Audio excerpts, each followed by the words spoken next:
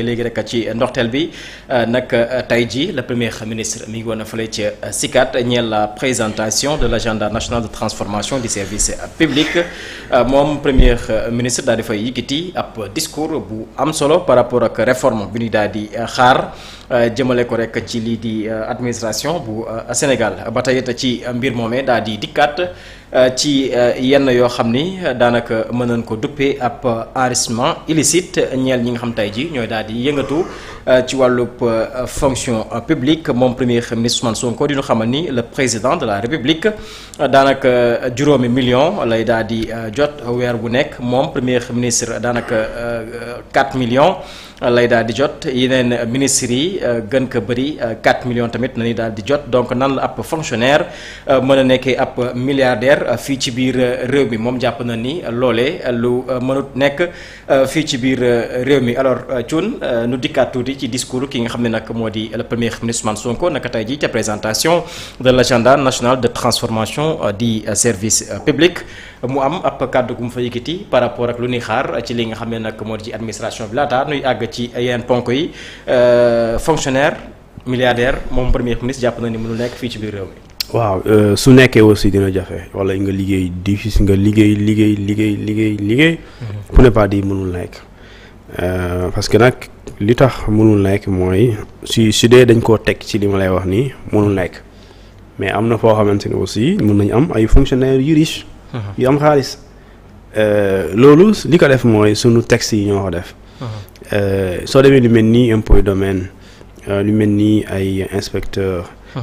du trésor wala ñu mel ni ñoo xamante ni ñoom c'est des inspecteurs des domaines wala impôt ñoom dañoo xaw a nekk les princes de la république.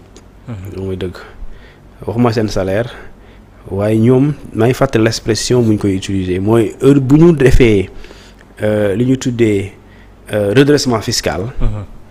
ñoom montant bi su nekkee ay milliards ñu am nañ ci pourcentage.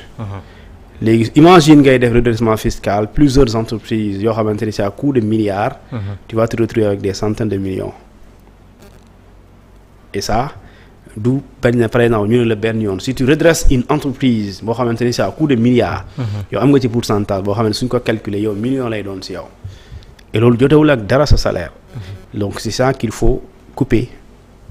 loolu kay waaye nit ki di def liggéeyam c'est comme tey maa ngi fàtt moo bi rek lay fàtte. ci kanam tuuti xam naa dina ñëw c'est comme l'enseignant qui fait des résultats ak élève am da ngay fay salaire léegi mu def résultat ñu ne way boo defee résultat ñu jox la heure boo defee taux de réussite heure boo ko defee am nga ay millions ay lu mu lay dagal kon ça veut dire que donc autant que mu ngi def effort pour muy joxe am ay résultats kon jàppal ne chaque année dañ koy dagal loo xam ne jotewu la dara salaire am léegi nag fonctionnaire mënul am milliard mooy ki nga xamante ni. parce que fonctionnaire dañ koo tënk. ministre yi sax dañ koo tere ne ko. yow buñ la nooyee boo nekkoon directeur de société lu mu mën di doon da ngay démissionner. dañuy bañ nga def activité boo xamante ni bokkul ak bii parce que dañuy may jaawale mu am conflit d'intérêt. léegi ñu ne la non mënoo ko def. dañuy am na texte yi tere sax soxna def commerce. sa soxna dañuy tere mu def commerce comme député yi ñu tere seen soxna yi ñu def ay commerce. activité commerciale parce que loolu lu ñu préserver mooy lu ñu tuddee enrichissement illicite wala enrichissement personnel mooy kiy jël alalu réew mi daal di ko soppi bugg ko daganal def ko alalam wala alalu waa këram loolu lañ ciy bañ mais ki nga xamante ne moom mooy fonctionnaire yaa ngi yeew 8 heures di lim liggéey administration publique wàcc ci 16h45 ñu lay fay sa salaire te yoon nee na la yow mënoo def activité parallèle d'accord kooku mënul am milliard parce que fayuñ la fii montant bi lay permettre nga am milliard loolu mooy dëgg. quand je dis mënul la parce que tey quel que soit bëm bu la fay 10 millions par mois gëm naa ne est-ce que am na salaire 10 millions ci réew mi. ñoo xam ne ci administration publique. bon su amee tamit xaw ma ko. léegi même bu la doon fay salaire 10 millions. at bi ba mu jeex d'accord. lenn nga mën a am mooy 120 millions te loo ci laal 100 francs. yaa ngi dégg léegi pour nga am li ñuy tuddee 1 milliard. d'accord il faut nga liggéey donc. 120 millions d'accord fois 10 ans te laaloo ci 100 francs. xam nga kon jafe na kay. donc est-ce que fii bëri na sénégalais buy fayeeku salaire. te ci laal 100 francs. mënta nekk de. kon nooy dajalee kon parce que foofu day fekk laaloo ci dara. bu dee 10 millions lay fay l'année tu as 120 millions laaloo ci 100 francs. waaye léegi lu mënul nekk te 100 millions vraiment du 1 milliard. bay am ay 10 milliards ay 5 milliards donc ça un fonctionnaire. qui se suffit de son salaire ne peut pas être milliardaire loolu dëgg la. mais il y a des avantages yoo xamante ni jotewul ak dara seeni ñoom seen salaire mensuel. mais c'est des avantages yoo xamante ni c'est lié à ñoom lu ñuy def nga xamante ni heure boo ko defee dañ lay daggal genre man damay fàtte prime. ay prime. mais Thioune prime yooyu tamit. même bu fekkee seen salaire bi taxul même prime yooyu bu fekkee seen salaire bi taxul nga. waaw mais am parce que prime yooyu ñaata nga waxoon 10%. ci li nga. waaw léegi supposons tu as 1 milliard 10% ñaata la de 10 millions. Thioune loolu tamit. léegi nga redresser supposons 50 entreprises ñaata la. 50 millions. du 50 millions de. 500 millions 500 millions. xaaju milliard du xaaju milliard ah te 1 milliard la. fii entreprise fi nekkoon daaw. par exemple am na entreprise boo xam ne fayul impôt ñu ne yoreel na état au Sénégal 12 milliards. kooku boo ko redressé 10% de 12 milliards. da nga xam ñaata la. donc loolu dafa bëri léegi nag prime yooyu liñ ci jubloon dañ ne prime yooyu day tax ki nga xamante ne moom mooy agent bi ñu bañ ko ger. nga xam ne moom bu defee liggéey boobu day gën a sawar bu defee rek moom balaa ñuy koy dugal ci keesu état wala bu ñu ko dugalee dañ ko dugalal xaalisam. ça loolu jotewul ak dara salaire c'est-à-dire que kon agent bu nekk ci loolu mën na dundal boppam bu ko neexee du laal salaire am. loolu bu ko neexee du laal parce que bu dee yow heure boo yeewoo tey nga nekk sur le terrain di def redressement fiscal. heure bu waa ji waree fay bu jaaree trésor yow jàppal na jour boobu yow tamit am nga. léegi bu ñu la est-ce que kooku di nga lijjanti salaire. léegi soo ko defee si dans la semaine ay plusieurs fois mais tu gagnes de l'argent. mais prime yooyu la ñu war a dindi. parce que fii dañuy ñëpp xam nañ ne wala ñëpp dañ koy am tuuti perception bi. impôt et domaine ak waa douane ñooy les princes de la république. lu tax ñu jàpp ne ku fa ne rek da ngay am xaalis tout de suite lan la ñoom est-ce que ñoom dañoo liggéey li ñuy liggéeyoo. par exemple soo gisee ma wax la loolu heure bu ñuy yeewu di liggéey. moom la yeneen sénégalais di liggéey. niveau bu ñuy am moom la yeneen sénégalais yi am. école bu ñu jàll am na sénégalais yoo xam ne ils ont fait la même école. ENA mais ils n'ont pas ces avantages ils n'ont pas ces primes. léegi nag loolu mooy discrimination salariale. et ça si ñoom elle est positive mais pour le reste de l'administration elle est négative. parce que ñoom yaa ngi leen di gënale ak par rapport ak ñële. parce que ñoom ñooy lijjanti xaalis. parce que ñoom ñooy def ay taxation ñoom ñooy fexe ba ñu nekk les soldats de l'économie ñooy protéger. li nga xamante ne moom mooy sunu domaine. ñii ñooy fexe ba état fu muy jëlee ressources internes. financières d'accord ñoom ñooy dem di jëli xaalis bi.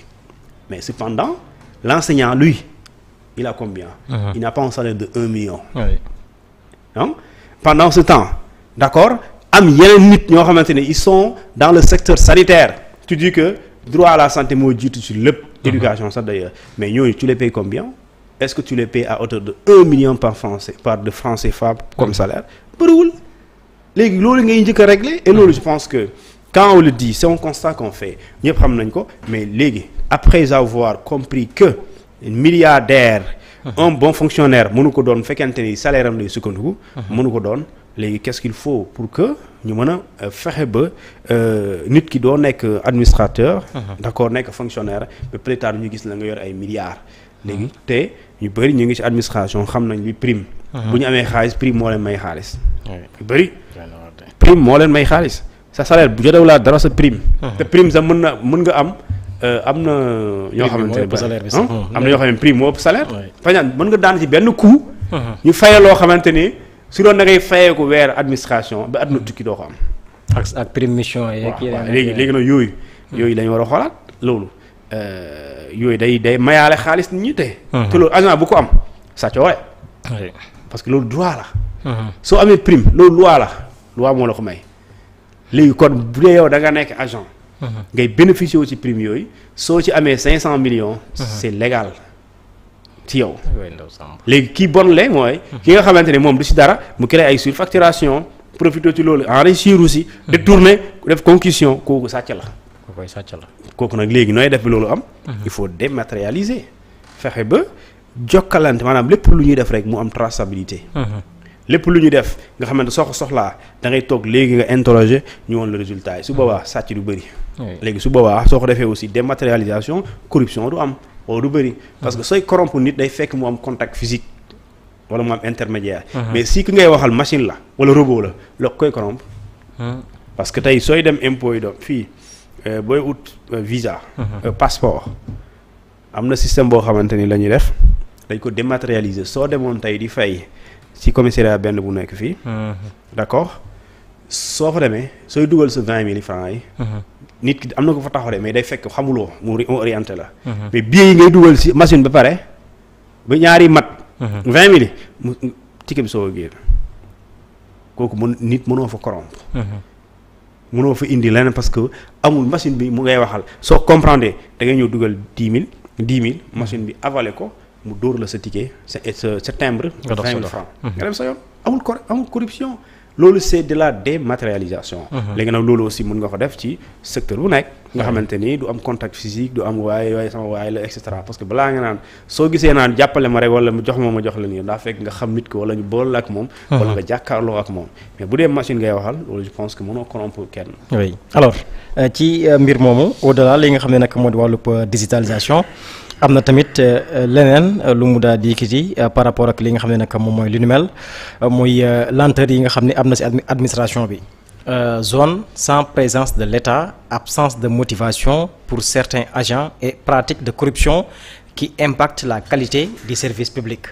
loolu je pense bien que yàgg nañ ko jooy fii ci biir Sénégal muy corruption bi nga xam ni dañ koy tudd jëmale ko rek ci biir administration bi moom jàpp na ni loolee lu ñu war a mën a xeex la ba tey it ci wàllub modernisation ak li nga xam ne nag moo di wàllub redevabilité moom premier ministre daal na si dikkat par rapport ak administration bi nga xam ni moom lañ fi daal di fekk depuis la colonisation daal di indi une administration au service des citoyens qui considèrent le bien public comme son propre bien. alors yow it par rapport ak modernisation bi ñuy xaar yeesalaat baax a baax li nga xam ne nag moo di wàllub corruption ci biir administration bi waaye aussi jubbantiwaat administration bi nga xam moom lañ fekkoon indiwaat boo xam ne tey jii daanaka dafay nekk ci bëgg-bëggu bu askan wi. man jàpp naa ne sax bu doon administration dafa war a am devise. mën nañ ko utal une administration sénégalaise. les Sénégalais considèrent le bien public comme son propre bien. mooy kenn du yàq alalam. fii kenn du yàq sa alal. oui yaa ngi dégg. kenn du yàq sa alal kenn du fooyee sa alal. kon puisque waroo fooyee sa alal suñ defee devise ku ne def philosophiquement. man alalu état alalu askan bi mooy sama alal kon yow xam nga ne doo fooyee sa alal kon doo fooyee alalu askan bi. loolu soo ko defee devise nga def ko philosophie bu la neexee nga def ko slogan en tant que agent de l'état. su dee gëm nga ku laa wax. doo fooy alalu réew mi doo dugg sa bureau. nga xamante ne yaa ngi dem nga tëj sa bureau. taal lampe bi taal clim bi taal congélateur bi dem sa yoon. wala taal télé bi dem sa yoon ba suba te xam ne yow sa kër bu dee yow yaay fay facture bi. doo ko def. yaa ngi dégg. sa kër bu dee yaay facture bi soo xëyee li ngay njëkk a def da ngay bu dee xamoo ba ne ngay ñëw. da ngay fay contact bi nga xamante ni bu amee liñ ci def choc. électrique nga ne courant bi masse sama ginnaaw. da ngay fay lépp. pour préserver say matériel. pour télé bi bañ am problème pour rajo bi bañ am problème. pour mu bañ am court-circuit. court-circuit léegi yooyu si la yow da ngay préserver sa alal. parce que bu yàqoo yow yaay dem jënd wala yaay dem fay alal réew mi aussi nañ ko war a def. mais ñun danoo am genre philosophie boo xamante ne alalu mbooloo comme quoi. alalu buur la. alalu buur par exemple mbedd mi ñu ne mbedd buur la soo sànnee kaas ñu ne waa léegi et après yow yaa ko moom. c'est-à-dire que mbedd buur yooyu noonu. ak alalu état la kan mooy état. état bi yow la tey ñu ngi naan il faut ñu jël li ñu tullee presque 600 milliards pour financer le plan de redressement fiscal. mais c'est 6 milliards yooyu presque fu ñu koy jëlee. waxuñ benn yoon bitim réew la. parce que dañ ne 90% xam nga 70. ñu ngi koy jëlee ci réew mi on n'attend pas du peuple extérieur. du public extérieur pour financer loolu ñu ngi koy xaar lan ci sénégalais yi. donc ce sont ces sénégalais là ñoom ñuy cotiser benn ñaar ñett d'accord mu nekk xaalis. xaalis boobu nga delloo ko ci askan bi léegi bu fekkente ni tey askan bi boo ko ci delloowee. ñi war a yore alalu askan bi dañ koy fooye loolu problème la. et maintenant kon soo ko defee sa yëf doo fooye yëf jàmbur. doo fooye suñu yëf doo fooye seen yëf ñun ñëpp suñu yëf kenn du ko fooye léegi nag loolu lu am solo la déjà xam nga état. dafa war a présent ci fépp ci réew mi. quand je dis état mooy l'administration publique. dañ ko war a sentir même dëkk bi gën a sore. et loolu tey li soo gisee lu bëri yéex bokkuñu ci lu ñu tuddee bañ a am une administration moderne. wala modernisée sëñ bi monde bi dafa am fu mu toll de. ñun Sénégal fii da ngay nekk Dakar nga juddoo Fongolémi. donc boo juddee Fongolémi kon yow sa extrait de naissance foofu nga koy amee. yow sa certificat de sa li ñu tuddee casier judiciaire. foofu nga koy amee. waaye léegi Fongolémi Dakar par exemple ñu ne mat na 200 kilomètres léegi pour nga jot casier judiciaire. wala nga jot extrait de naissance yow il faut nga dem ba Fongolémi. def 200 kilomètres aller retour 200 kilomètres 400 kilomètres. pour mën ko am c'est-à-dire nga def ko ci ay heures benn dëkk bi yomb neexul. nga fay paas coono bi. wallaahi loolu retard la. c'est-à-dire que même une heure de temps warul durer loolu. une heure de temps waru ko durer. léegi nga dem Fongolémi nga dem mënoo dem tout de suite dellu léegi. parce que soo jógee Dakar dem Fongolémi te amoo oto da ngay jël oto jàmbur horaire. soo yeewoo fajar soo fa yeggee amaana soo moytuwul gars yi wàcc nañ. da ngay lendemain ngay ñëwaat. foog nga fanaan. waaw léegi soo demee service bu dee ñoom. ñi xaw a doy waar lañ da ngay dem ñu lay jaay affaire. nga ñu war la ko defaral duñ la faale. wala ñu lay dawloo demal ba suba alors que urgence loo war a def tout de suite ñu ne demal ba ngoon. nga war ko am léegi dans 8 heures et là ñi ko war a def ñu ngi fi. ñu ne demal ba ngoon. loo koy renvoyer ba ngoon après lu ñuy wax non kuy war a signé nekk ko fi. man ki war a signé boo moytuwul moom mu ngi këram fee di naan ataaya. wala di yeewu madame di xaar madame di xaar mu yeewu. mu jox ko café léegi mu dem liggéey midi mu war a signé ay documents yoo xamante ni. simple signature quoi. nit war a xaar loolu te jóge na Dakar pour jël kayit. léegi mu toog ba ngoon bu dee dañ la ko jox 15 heures mënoo ñibbi si tout de suite yegg à Dakar le même jour. loolu guddi. léegi bu dee yow ça veut dire que diggante Fongolémi Dakar lijjanti kayit def nga ci au moins 48 heures. léegi c'est le 3e jour nga mën a sotti loolu mais semaine bi génnee ci 3e jour ñaata may des du 2. c'est-à-dire que yooyu ñun boo ko defee chaque jour tu perds et semaine bi lu mu gudd on a 5 jours par semaine. 5 jours heures ouvrables. et tu travailles 40 heures par jour mooy temps normal yi ngay liggéey léegi loolu yëpp soo ko tenir en compte. ak li tax loolu am mooy l'administration du Sénégal n'est pas modernisée. elle n'est pas moderne. tey man mun naa toog fii waroon naa toog fii d'accord nga contacter service fi nga juddoo. waroon na am nga soxla extrait sa numéro rek lañ lay laaj. parce que yow mairie dëkk bi nga juddoo. soo woowee mairie bi soo leen waxee sa numéro extrait naissance ñu génne la jarul sa tur bi jarul tur. parce que numéro bi mooy sa identifiant da nga koy joxe numéro tel nangam 1900 tel wala 2000. ñu génne la ñu ne si la fils de et cetera ñu génne la ko. léegi pourquoi mënuñ ko lu ñu di tuddee numériser. ngay toog fii dugg ci mairie bi d'accord nga dugal sa numéro. nga tirer mu ñëw sa téléphone. même pas 5 minutes même pas 1 minute mu génn. bu génnee boo da ngay déposer pour liggéey wala ngay déposer pour travail wala pour plutôt voyage mais da ngay ñëw imprimer joxe mu jàll. c'est-à-dire que monde yi foofu la toll léegi nit ñi Sénégal. monde bi foofu la toll mais ñun on est très en retard. très en retard tey keroog joxe naa fi exemple tey FBI soo duggee seen site bi dañ lay wax toutes les personnes recherchées par la justice américaine. yaa ngi dégg. ñu tuddal la su dee am na ennemi numéro 1. ñu bind ko ñu ne ennemi numéro 1 ennemi public numéro 1. c'est-à-dire que nit ñi boo ko gisee. nga dénoncer. naka noonu aussi citoyens yi bu ñu waree am àtte. tribunal par exemple tey yow mën nga dugg ci site ministère de la justice nga xool les personnes yi nga xamante ne ñu ngi leen di àtte dans les différents états. américains nga xam c'est-à-dire que yooyu nit ki soxlawul déplacement physique pour xam. wala pour am. il suffit nga nekk sa kër li nga soxla nga am ko parce que nit ñi bàyyi nañ di déplacer. les gens gagnent des milliards des millions à partir justement d'un clic. ñu bouger seen kër yi et pourtant chaque weer ñu am ay millions. mais nag ñun Sénégal aussi on doit moderniser notre administration. et ça aiderait l'État même à lutter contre la corruption. et la bonne gouvernance parce que corruption soo ko xeexee mën na jur bonne gouvernance parce que kii doxal alalu réew mi comme ni mu waree loolu mooy bonne gouvernance léegi bu dee mu ngi koy doxal comme ni mu waree amul càcc amul corruption mais su boobaa da ngay gis ne alal réew mi day continuer nekk alal réew mi waaye du delloo mu delluwaat ci askan bi et su boobaa soo bëggee tabax ay hôpitaux defar ay hôpitaux ay yoon fexe ba dëkk yi yëpp am courant fexe ba dëkk yi am lu ñu tuddee ndox da ngay fexe ba alal réew mi ñuy dajale di ko leb wala di ko génnee ci réew mi ay fiscalité taxe redevance effectivement mu doon loo xamante ni d'accord di nga ko mën a def ce qu'on appelle utiliser delloowaat ko ci réew mi et je pense que loolu suñ ko deful rek problème dina gën a mën a am dina gën a bëri plutôt et je pense que également tey l'État du Sénégal a les moyens d'accord de lutter contre la corruption de manière très efficace parce que bu dee organe de contrôle am na fi su dee également autorité administrative bi saytu di xeex corruption am na fi donc bu dee am nañ aussi lu ñu tuddee am nañ les moyens répressifs mooy ku ko def ñu daan la loolu am na fi il y a ce qu'on appelle le pôle judiciaire et financier mais il y a l'OFNAC qui combat la corruption la fraude et l'enrichissement illicite et loolu je pense que loolu yëpp il suffit maintenant nga appliquer tous ces instruments là nga utiliser ko pour que au moins ñu mën a xeex efficacement li nga xamante ni moom mooy lii di corruption alors Thioune ba tey ci wàllub administration démb dafa am lu xew dox ci diggante ki nga xam ni moo di le maire Serigne Mboup ca Kaolack